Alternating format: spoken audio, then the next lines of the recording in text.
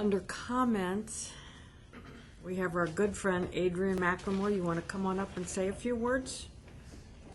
Hi, Come up, say your name and address, and regular routine. You got 5. Adrian McLemore, 5974 Colzine Drive, apartment 1805, Dayton, Ohio, 45426. Gratitude turns what we have into enough and more. It turns denial into acceptance, chaos into order, and confusion into clarity. It makes sense of our past, brings peace for today, and creates a vision for tomorrow. That was said by Melody Beatty. This afternoon, I stand before you to express my gratitude and thanks. To express my gratitude and thanks to you as a commission and to everyone in this county, especially the beautiful souls over at Haynes Children's Center. After emancipation, around 10% of foster youth will enroll in post-secondary education. Less than 2% will attain a degree. This Saturday at 10 a.m. at the Nutter Center at Wright State University, I will join that 2%. Adrian.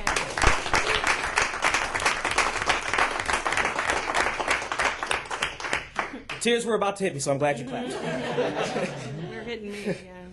It is a culmination of a 12-year battle to obtain my college education. When I emancipated from foster care, my first priority was to find secure housing and a new place to belong, like so many of my brothers and sisters in care. Nothing ever truly prepares you to emancipate from foster care. It just sort of happens. A county stamped sealed order comes in the mail and it says, okay, you're now on your own.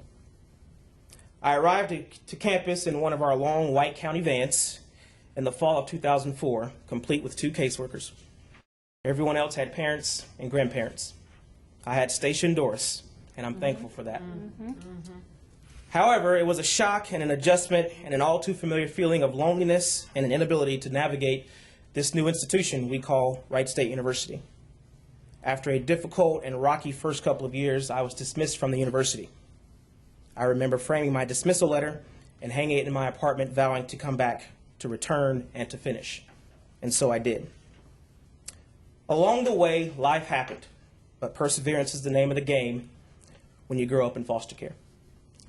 The support from this county has played a tremendous role in my achievements, even long before my arrival at Wright State. My first caseworker, Tova Rose, will always have a special place in my heart. She fought for me, for my development, and pushed for my success. Even when I didn't treat her as I should have. I was a little difficult to handle as a teenager.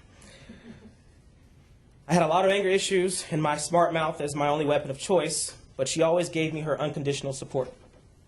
Just like everyone else at the agency, from directors like Helen Jones-Kelly to Jerry Beguise to Gail Bullard, all the way down to Stacia Burlingame, Tania Matthews, Doris Edelman, everyone at the agency became my cheerleader. And at times, I've let them down, I've made mistakes, and have had many setbacks. But we all have. The pain and anguish and challenges of growing up in care will never leave me. But neither will the love I have for the people at this county and the many supporters who have helped me in large ways and small. And to you, commissioners, I say thank you as well. You have always been supportive of foster care, the Vision Youth Advisory Board, and to me personally. Commissioner Foley, I remember you when you used to come to my video store on Main and Siebenthaler, and we talk about Wright State and Dr. Snipes.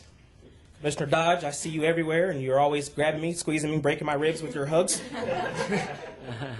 Commissioner Lieberman, anytime you see me, your first words are always, I am so proud of you. That meant a lot because there were times where I didn't feel proud of myself. I also remember when we went to Cedar Point years ago and you took home our stuffed animals because they wouldn't fit in the county van. Yeah.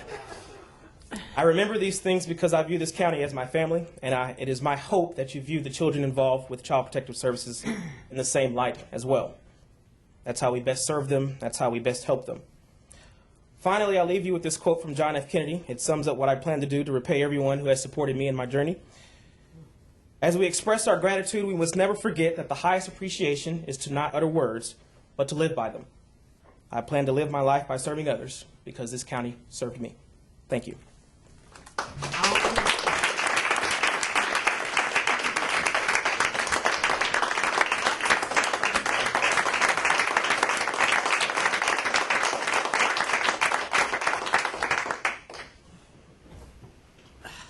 think any of us can speak after that. I'll start. You know, it's true. I am so proud of you. When I first became a commissioner in 2005, I remember coming to one of your youth advisory board meetings and meeting you and the rest of the group you were with then, and just being so amazed.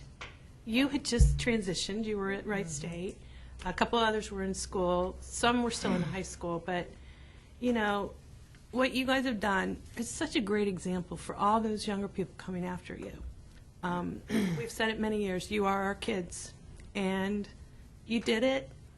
And I know we know a lot of the struggles. You know, I know you've taken care of your nieces and nephews. And just so joyful for you graduating on Saturday. That is great. So we know where you are.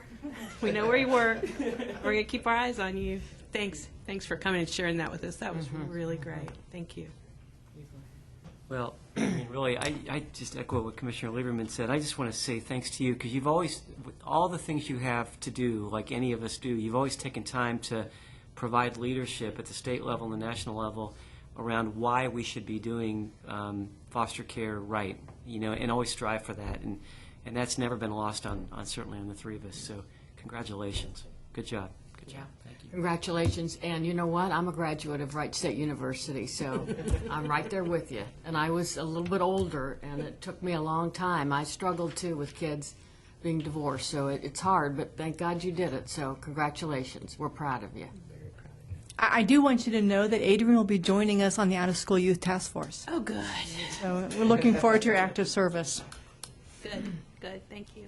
Thanks. Great. Thank you. Thanks. Thanks for coming. Why and don't you come sharing. up real quick Sorry. and tell what you do during the day, real quick, just real quick, because I mean I think we are so proud of you where you are. What do you do during the day? Yeah, what do you do now? Come on, Adrian, tell us what you really Now do. that you have a degree too. Now that I have a degree. Well, it's not official until Saturday at 10 Okay, a.m., well right? it's gonna be there. Got to wait for final grades to post, but Yeah, did you Professor- pay your library bill? How many tickets? Outstanding tickets. I owe $17.23. I checked. All right, we can take it for lunch then if you Pay want. your library bill.